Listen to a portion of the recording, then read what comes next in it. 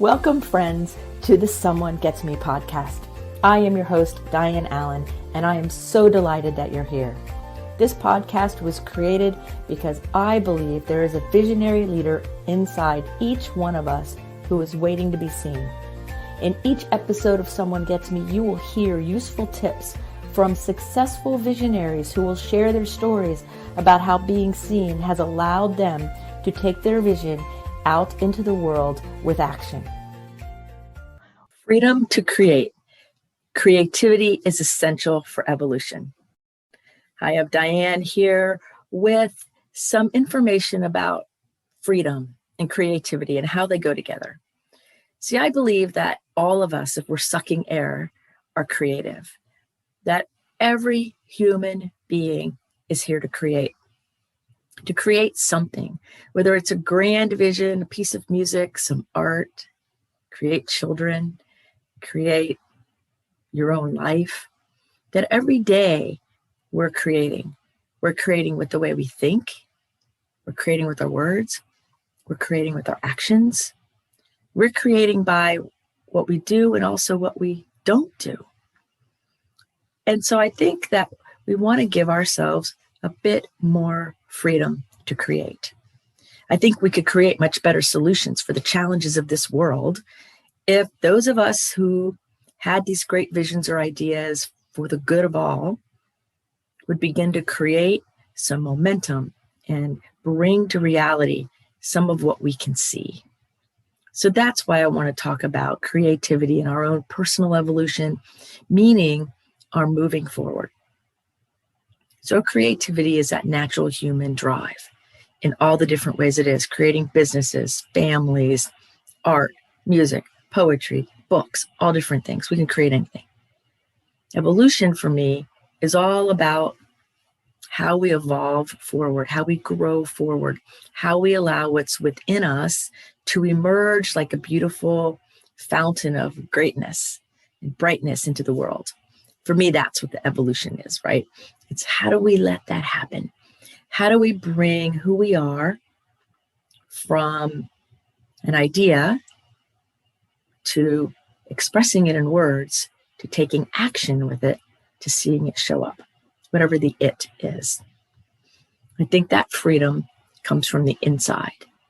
It's not dependent on political figures, on the outside world, or any of that. And I think that's how come people made it through concentration camps and other just situations that are living hell, because nobody can take our inner freedom. So I want to invite you to think about your creativity and your freedom on those deeper inner places and see if something that I say here really resonates with you. And then I want to encourage you to bring your creativity forward for the benefit of all people. So there's some consequences to being a really creative person or being in touch with it and being a visionary. One is it's really easy to be lonely or experience loneliness. Now, in our world, we solve loneliness by connecting with other people on the outside, which it does help, and it is part of it. But for me, loneliness is deeper than that. It has to do with, am I connected to myself and my own vision, my own creativity? And am I willing to connect to it in a way that I can translate it in a meaningful way into the world? Because when I can translate my creativity in a meaningful way to the world, using their language, their way, then I can be heard and understood, and loneliness is much less of a risk. But when I have a great vision inside of me, or a great idea, and I start to translate it into the world, and my translation misses the mark, knowingly or unknowingly, then we get in trouble a little bit because other people won't get it. It might even go right over their head and they don't even know it's a thing, or they might not even understand what you're trying to say. And that missing each other can create a sense of being misunderstood and lonely. So we want really to get a little better at that. Now, I have messed that up so many times in my younger years. That's how come I know it leads to loneliness. And that's how come I know that creativity, we want to have freedom to do it, but we really want to become really good translators. Many years ago, I would have a vision about whatever the thing was I was creating, and I would tell people, and sometimes I would get those confused dog looks, or I would get people that would just blank stare at me. They'd just go, and there was no affect. There was no nothing. And sometimes I walked away feeling, wow, did I speak Greek even though my language is English? Or maybe when in the airwaves between my mouth and their ears, it changes into something else because it makes total sense to me. But yet that listener person, they weren't connecting to it. So sometimes as somebody who is a creative, it takes practice and willingness to practice our delivery method, the way we translate what's in here to out here. And often it takes trial and error. It takes finding our people who will understand us. Like my mother was a jazz pianist and she was really good. And she taught me great appreciation for scat and some of the parts of jazz that sound very discombobulated and very disorganized. That to somebody who doesn't really understand music or hasn't been educated in that way, and maybe even some people who have been, may not enjoy that.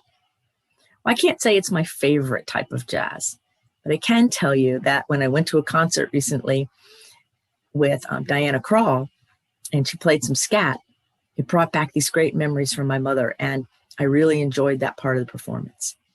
Even though the rest of her music, I enjoyed a little bit more, but it didn't mean I didn't like the scat. And I knew what it was, and I knew it was intentional and on purpose and valuable. But if I had not had the information necessary, my like or dislike of that part of the concert could have been a little different, right?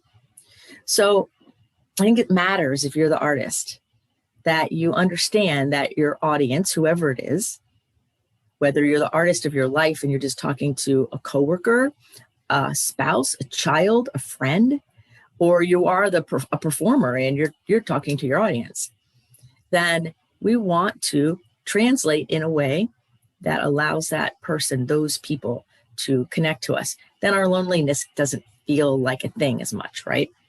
But when we're disconnected from our vision, from who we are, from our creativity, from the people around us, for whatever reason, it can make loneliness come up and get in our way of our creativity. Because if we get too isolated and too siloed, we'll start shutting down our creativity because it's a natural human response of protection, and we need to feel safe. So we have to be careful about that. Creative people also, which I think is everybody, we also need to pay attention to burnout and overwhelm and creating turmoil in our lives, all those things, like those, I call them staticky things, right? We have to pay attention to that because burnout is when we do too much too quick. Like, oh, I have a million ideas. I'm writing this book. I'm creating this video. I'm doing this over here. I got to go to this. I got to go do that. And it's all creative energy. And so to which I ask, do you have creative rest? Do you have creative downtime? Do you have a way to nurture and fill up your inner resources so you're giving from your overflow? What is it that you're doing that nurtures that magnificent font of creativity coming through you? Because if you let the level get too low, and you get a little bit burned out, or you get tired, or you get weary, you can create turmoil in your life. You can create disconnection in your life. And most of the time unknowingly, right? Especially in these times with COVID and can you go out or not go out? And can the event be live or does it have to be on Zoom? Or what about that? Or should I call this person? Or all these different things that can add to the pressure and the stress and the decision-making fatigue and all of that in the world.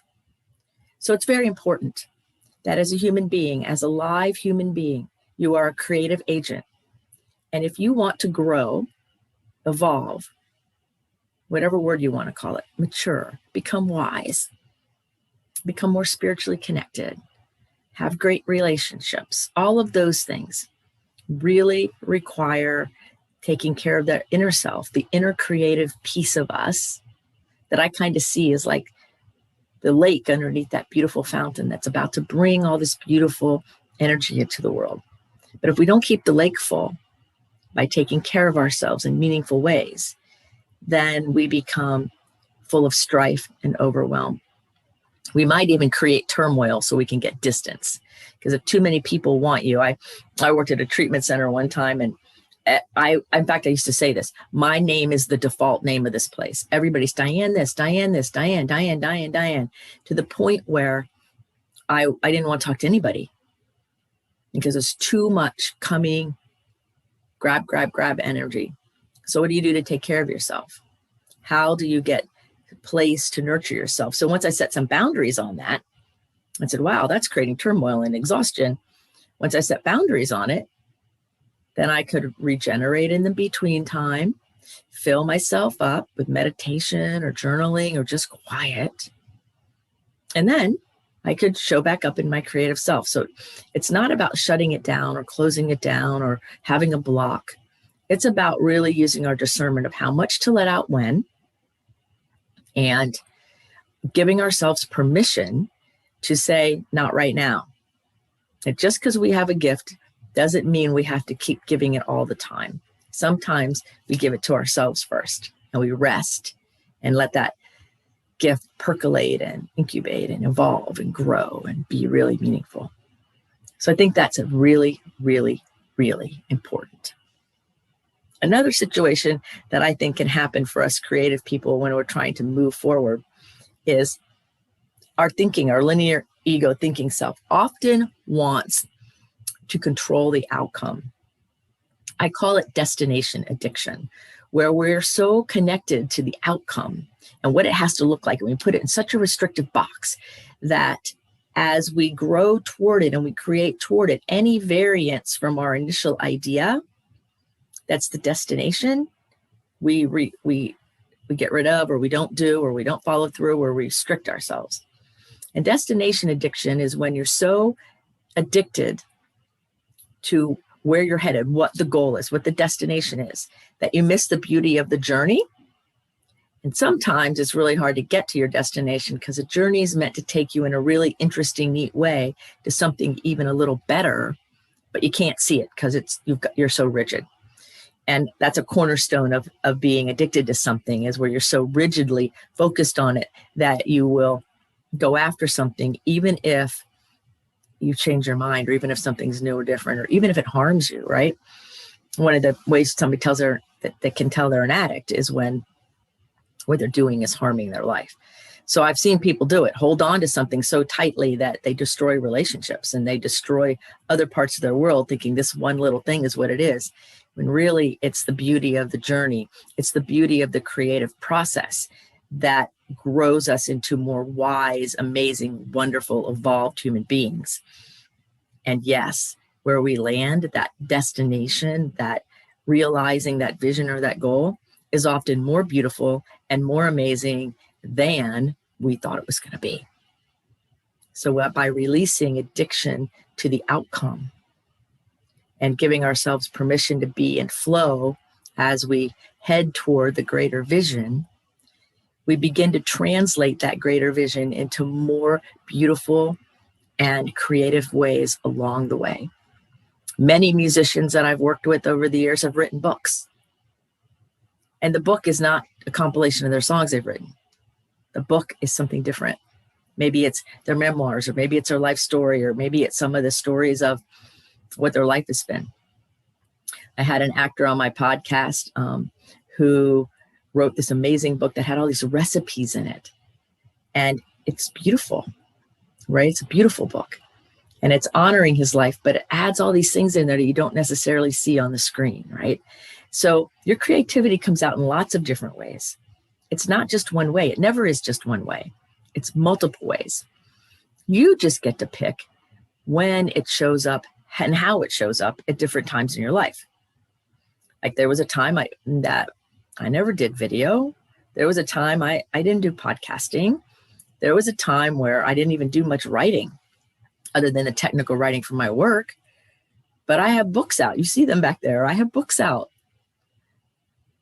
I didn't ever think I was going to bring my creative mind to writing, and I love it. Would I have loved it 40 years ago? I don't know. but I know that I love it now. Was it right or wrong? No, it's just timing. But the creativity keeps coming. It's always, always flowing. You know, Eleanor Roosevelt said a quote similar to this. I'll probably mess it up, but it's popping in my head about, you know, the moment we stop learning is the moment we start dying kind of idea, right?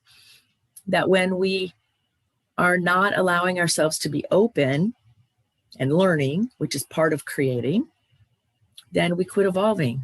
We might as well not even be around, right? Because when we're not evolving, life becomes stagnant and stale and no fun at all. So there are some great rewards for bringing your creative self to the table. Whether you're a really out there, cool, gifted, visionary person, whether you're a geeky, creative, gifted person, whether you're a musician or an artist or a mom staying home with her wonderful children and nurturing your family, whether you're a single person who's doing something really cool, doesn't matter. Because if you are alive, you're creative. And I work with all different kinds of people, and I run into all different kinds of people. And the common denominator is we are wanting to create a good life. We're wanting to be happy. We're wanting to be healthy. And we all want to have a sense of some type of meaning, whether we use that word or not. Like, what's my life worth anyway? What am I here for anyway? So there's some benefits. There's some real benefits to letting that creative part of you show up and having it be acknowledged, to acknowledge it. So take yourself on a creative date. Go to a local craft store or somewhere and pick anything that kind of draws your attention and get it, and take it home and play with it. Whether it's, you know, pencil and a sketch pad or watercolors or a cool journal or flowers or stickers or Play-Doh or finger paints. Yes, doesn't matter. Let any of it speak to you and then take it home and play. Not trying to create the masterpiece of the world,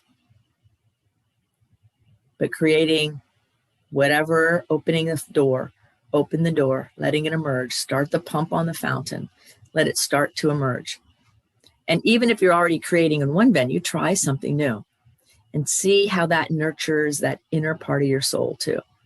And if you start doing it and it does not resonate with you, you go, well, it's okay, but not great.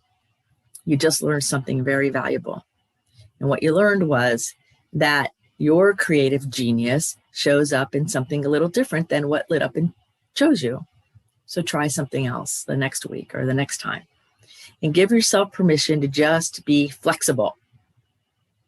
We break when we're rigid.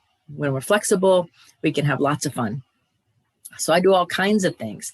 I do quilting, and I, sail sailboats, and I write books, and I love doing video, and I knit blessing scarves, and I'll learn just about anything, because the more I learn, whether I continue to do it or not, the more wise I am, the more I fill my inner resources, and the more I'm able to step into the world as a gifted woman who has a creative capacity to connect her vision with others.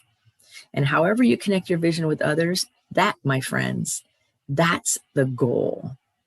Whether it's in gourmet conversation or great relationships or a gentle touch. Like my massage therapist, she's really good at translating that vision and that gift into a great massage. There's lots of ways to do it. So I have some rewards that I want us to think about, because humans only do what we get rewarded for. So we might as well understand that and go with it. So what's the reward? What's the payoff? Because humans only keep doing what we get a payoff for. We're not like most other animals, right? We only do what we get a payoff for, including what we eat, who we hang out with, what we do, all of it. Even if the payoff is uncomfortable or we don't like it necessarily. Some people that I work with are doing things that don't bring them any joy or happiness, but they get the secondary gain of attention, or they get the secondary gain of being able to feel bad about themselves so they do not have to show up in who they are. And that's a payoff. If you're stuck with feeling small or not doing what you're supposed to be doing, like, okay, I'm just going to stay here depressed and bumpy on a log. And you get a lot of payoff for that because you get a lot of attention from family and doctors and blah, blah, blah, all these people. Then you're going to stay that way until it becomes uncomfortable. So we want to understand that we only get what we have a payoff for. So if you're stuck, ask yourself, what's my secondary gain? What is my payoff for staying here? And when you identify your payoff, you can decide, do I want that payoff or do I want something different? Then you can make better decisions. But realize we only do what we get a payoff for. So the rewards, back to that. I digress. First reward is we get to expand. We get to expand our horizons. We get to expand our connections. We get to expand who's in our life. We get to sit up, put our chest up, and expand ourselves. It's so beautiful. Big breaths of love and goodness, and we get to have an expanded world. That's why I think people say travel and art are so great at helping us expand who we are, which is evolution, right? That when you travel to a different culture, even where there's different accents or totally different country, difference helps us expand and appreciate who we are, what we have, who they are, what they have, what they don't have, what we don't have, all of it helps us really get connected. So expansion into new horizons, academically, emotionally, spiritually, humanly, socially, all of those, so valuable. It's a reward like no other. In fact, most people who I've ever seen who are depressed, who don't feel good, it's because they haven't been expanding in a while. They haven't gone out. So sometimes if I start feeling a little heavy from life, and crunching in like this, I'll just sit up and put my arms out and expand and look up and expand, expand, expand. Because that's what helps me remember that when I bring the creative juices from within me up, up, up, up, up, great things happen. And you can do the same thing too.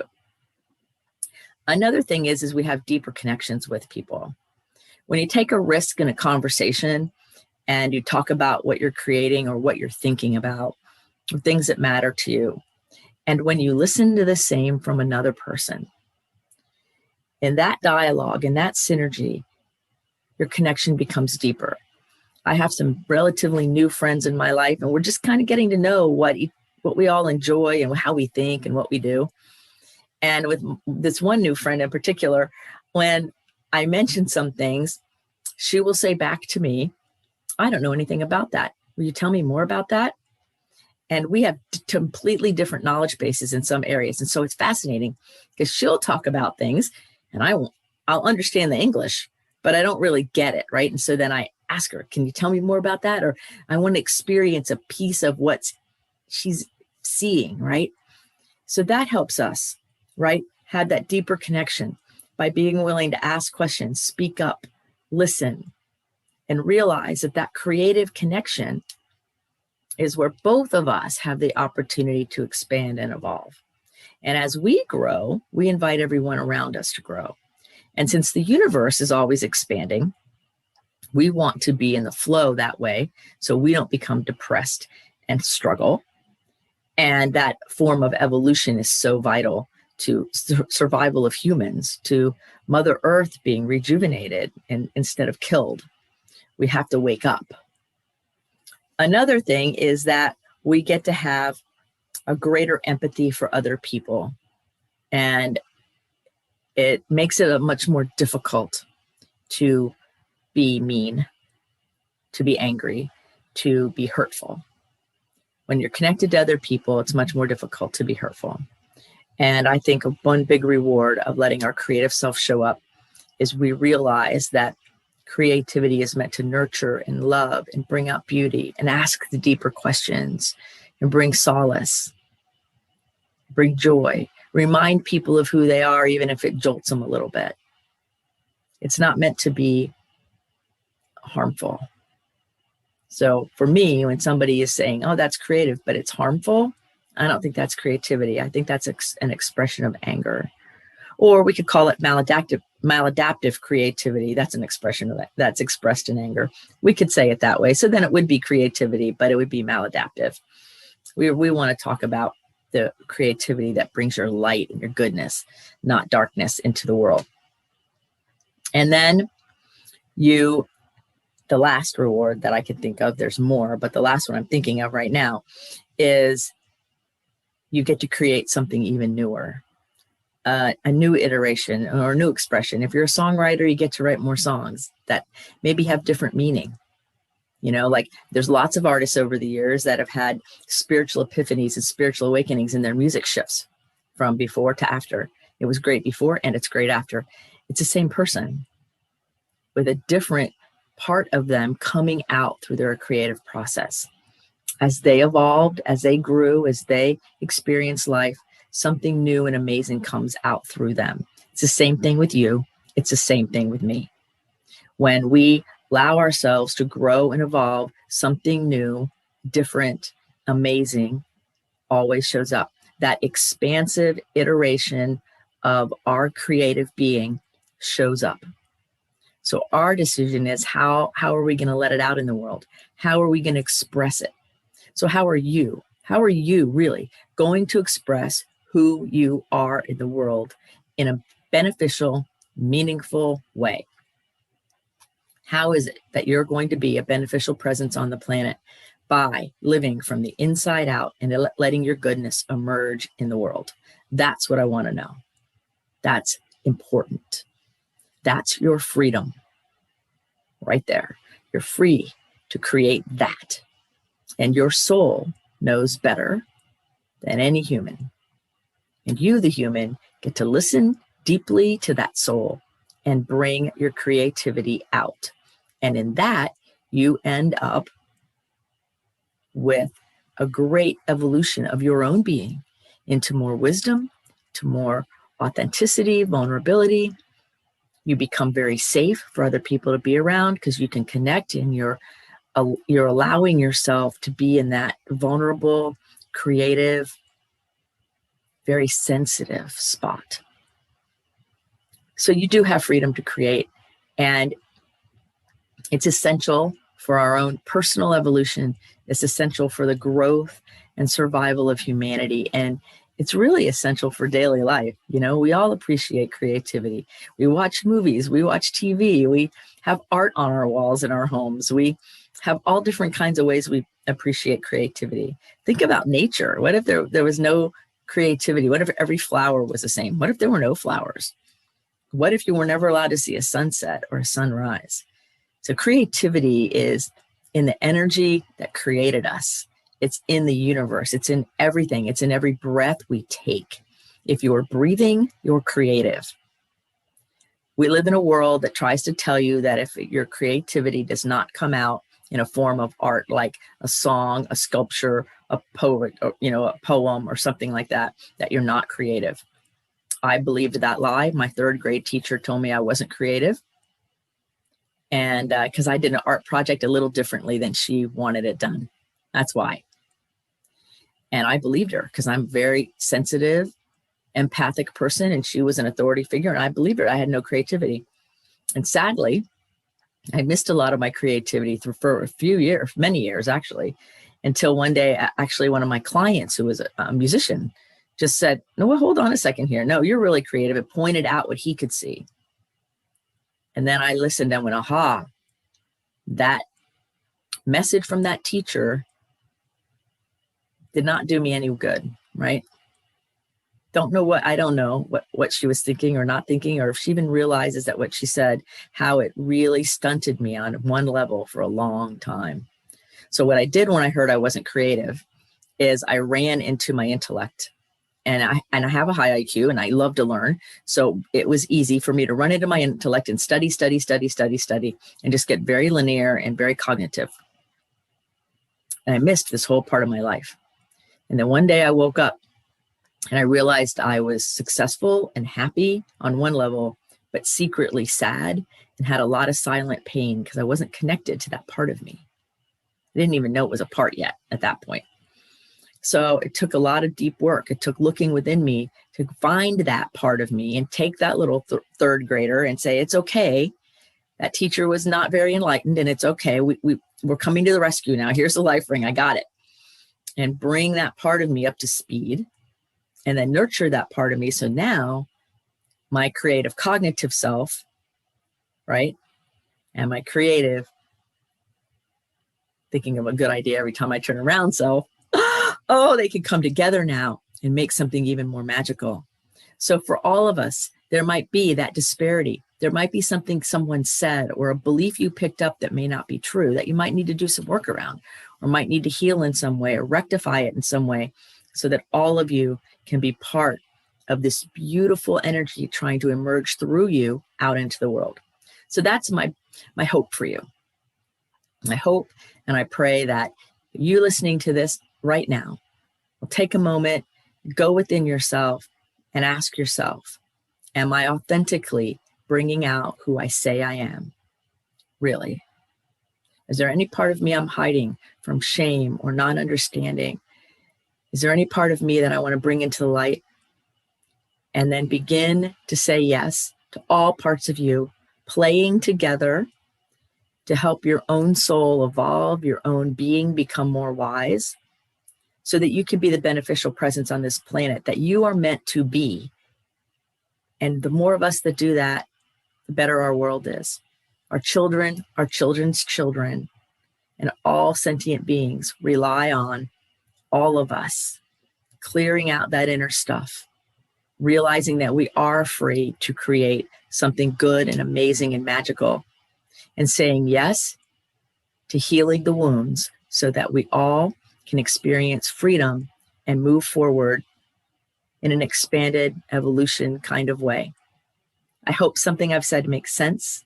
I hope to see you at another podcast. Feel free to contact me if you have any questions, because I'm always here to support the highest good for all of us. Until the next episode, be well. Thank you for listening. I trust you gained some valuable inspiration and information. Please join me and other visionaries in the Someone Gets Me Facebook group. Or for more information on my services and additional episodes, visit someonegetsme.com. Again, thanks for listening.